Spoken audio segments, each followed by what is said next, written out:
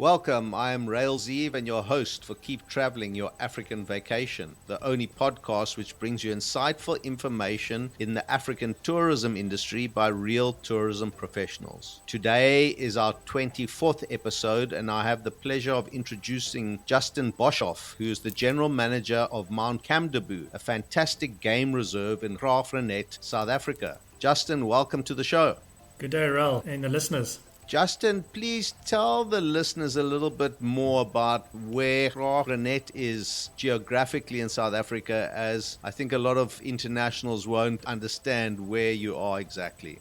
Okay, so Graaff is situated in the interior of the Eastern Cape, between the four towns of New Bethesda, Cradock and Pearston. So if one was driving from Johannesburg to Port Elizabeth, it would be on the route between Johannesburg and the coastline.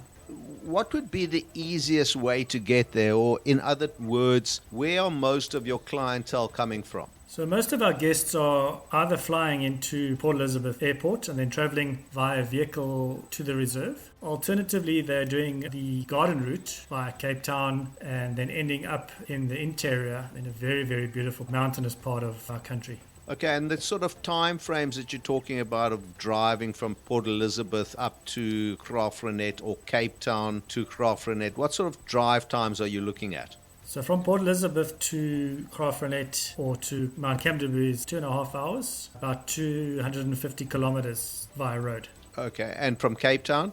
From Cape Town, 7 hours. You'll be coming in on the N1. That would be via Beaufort West. Okay. Justin, tell us a little bit more about the actual property. For our listeners, we'd like to understand how big the property is, the amenities there, and the activities that you have to offer.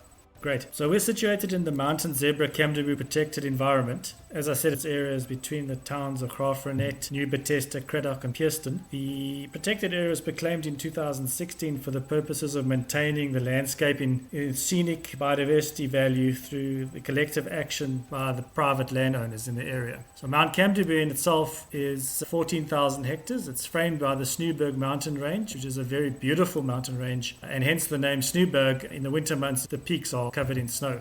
We are situated in the Great Karoo, so quite often people underestimate the scenic beauty because when one mentions the Karoo, you have the vision of flat land and bushes here or there. But we're actually in a very beautiful mountainous area with a valley, and the scenic beauty is really what captivates our guests. 60 kilometers from Reinet, which is a beautiful historical town, and about 90 kilometers from New Bethesda. Tell me a little bit about the room setup and what you offer the guests when they are there. We currently have 2 Cape Dutch style manors, which have 4 luxury appointed rooms. Camdeboo Manor and then the Courtyard Manor. These suites or bedrooms in the manor have air conditioning, underfloor heating, provide bathrobes, slippers. I think I mentioned king-size beds. They are separated by a walkway of about 300 meters, so one's able to walk between the 2 manor houses, in which case we then do our meals, breakfast, lunch and dinner, 3 meals in our main manor house. And then we have a third, slightly smaller, elegantly renovated 1900s manor, which has got 3 bedrooms, which can either be reserved or booked self-catering or with a private chef, butler, guide, so in other words exclusively. 3 bedrooms, ensuite, spacious living room, kitchen, private swimming pools, hot tub. All these manor houses are fenced for the simple reason that we are in a big game area and for safety purposes. And then within one of the manor house grounds we have a little cottage which we call Pepper Tree Cottage, which is our romantic honeymoon option. This consists of a king-size bed. All bedrooms and bathrooms are en suite. This little cottage only accommodates 2 people, and a small kitchenette, fireplace and an additional hot tub.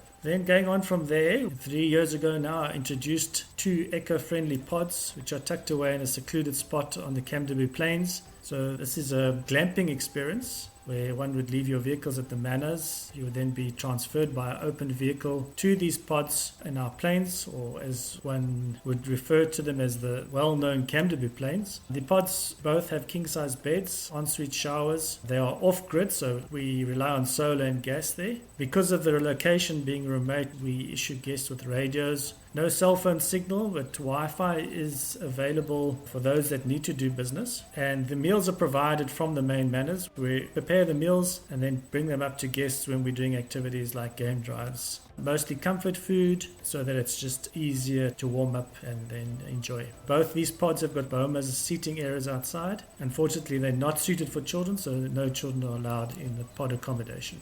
So these are obviously within the sort of reserve and open to the elements of the animals. Is that right?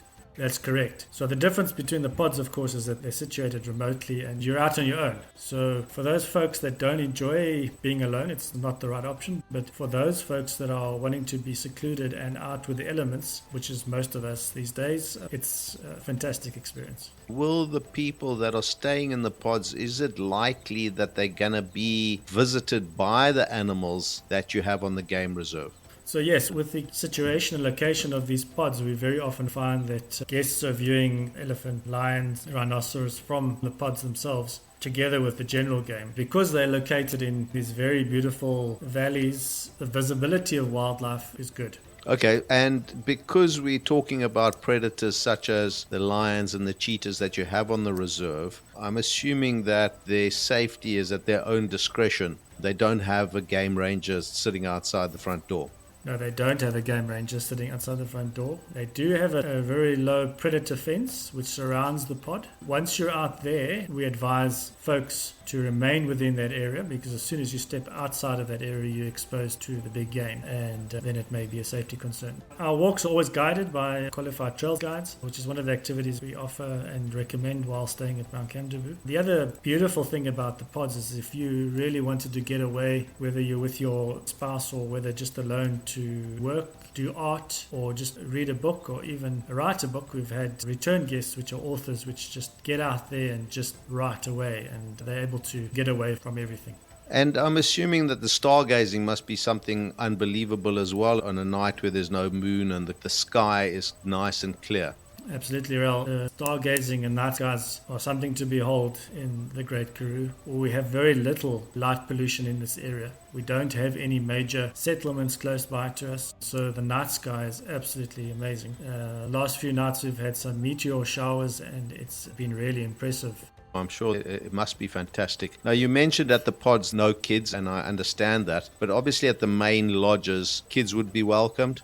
Yes, absolutely. So children are welcome. We do have a policy where children under the age of 5 are not permitted on game drives or safari drive. We do have areas where we walk the children within fenced areas where a guide would take them and do a little bit of exploration, perhaps pointing out tracks and signs of the wild. So there is a children's program which we work with. So yes, absolutely, at the manors, children are welcome. Oh, that's fantastic to know that there's a kids activity that the parents can get away from their kids for a couple of hours and a little bit of R&R for themselves, and the kids can be entertained. So good on you guys for putting that together. Justin, are you bringing staff from the local communities, and how does that work? Yes, so because of our remote location, I would say 90% of our staff are from the local town. Many of the staff that have worked with us or that do work currently have been with the family for many, many years. So it's a really family feel to it. The staff are local folks, as I said, majority of them, and they take a real pride in what they do, and hence they've been part of the property for many years. They show a lot of loyalty, dedication to providing the service to our guests. That's really fantastic. Now, while we're talking about staff, obviously you're the GM there. Give me a little bit of a background as to where you've come from, Justin, and how you've managed to get to become the GM of Mount Camdeboo. Okay, so my background is initially in conservation, and then I moved from conservation into ecotourism and eventually found myself initially guiding for some 15 years in the Kruger, Eastern Cape and Botswana, Namibia. Coming back from Botswana when our daughter was born a few years ago, we found ourselves in the Western Cape. At that time, we became involved more and more in management of the reserves and ecotourism properties, and hence found ourselves at Mount Camdeboo, which fits well within that scope of work, and yeah, certainly a beautiful part of the world to be living and working in. You mentioned your daughter, so it can't be a bad place to bring up a kid either, right?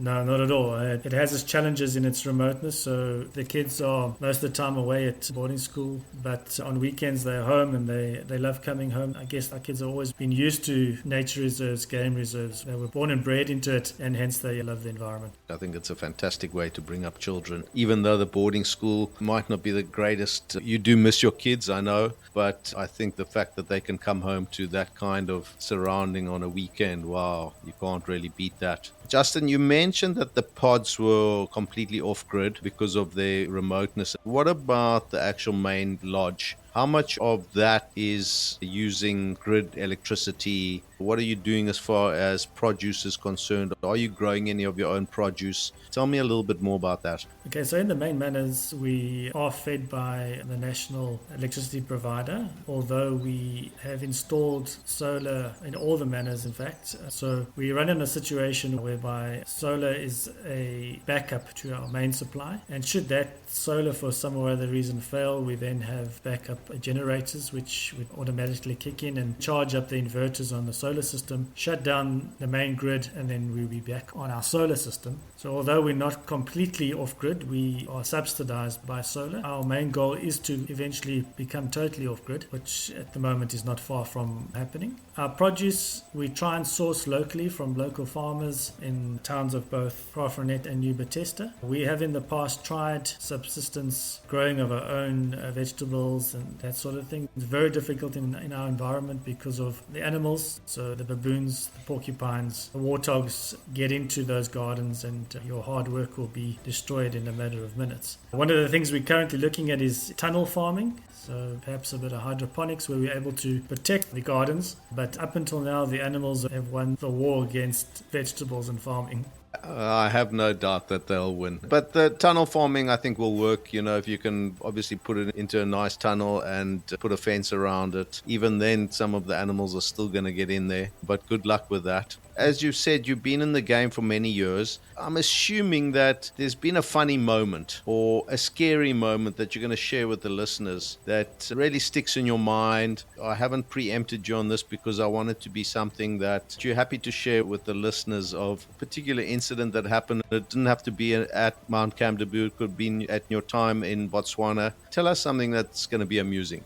Wow, so perhaps more of my guiding career, but it's pertinent to any who's working in the bush and having international guests visit us on a regular basis. Not used to, the nature and the wildlife at all. But one of the questions I had not so long ago was from an international guest, and it was with our primates and our vervet monkeys. At what age do vervet monkeys turn into baboons? And turned around and said, well, about 2.5 years they do.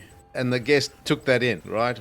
Yeah, so Raul, as we know, that if you're not exposed to these things, you don't have a knowledge of it. And they were completely taken by it. Eventually I had to say, no, of course, that's not true. They're completely different species. They have evolved differently. There's no ways that they actually change from one species to another.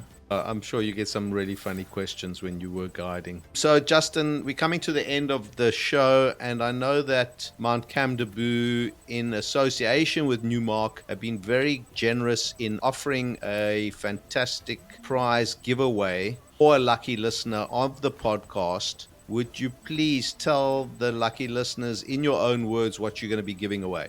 Yeah, we'd like to offer a 2-night complimentary stay at Mount Camdeboo Game Reserve, including 2 game drives, so morning and afternoon game drives, and then 3 meals a day, which would be full English, continental, and a hearty lunch and dinner.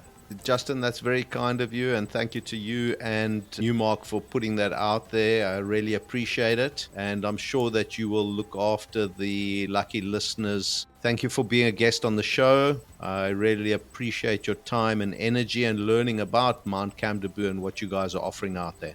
Absolutely no problem. Thank you for the invite, and good luck, and thank you. That was Justin Boshoff, who's the general manager of Mount Camdeboo, a stargazing spectacular game reserve just outside of Graaff, Reinet, South Africa. Do not forget that fantastic prize giveaway of an all-inclusive 2-night stay at Mount Camdeboo. All the entry details can be found in the show notes of this episode, or head over to www.wildsunsets.travel/podcast. If you enjoyed the show, please rate the show on Apple Podcasts or drop me an email, Tune in again next week when I will be chatting to Rolf Steiner from Rulani Safari Lodge in Madikwe in the northwest province of South Africa. My name is Rael Zeev, and consider this. A few years from now you will not remember how much it cost you, but you will still remember the memories you made. Keep traveling.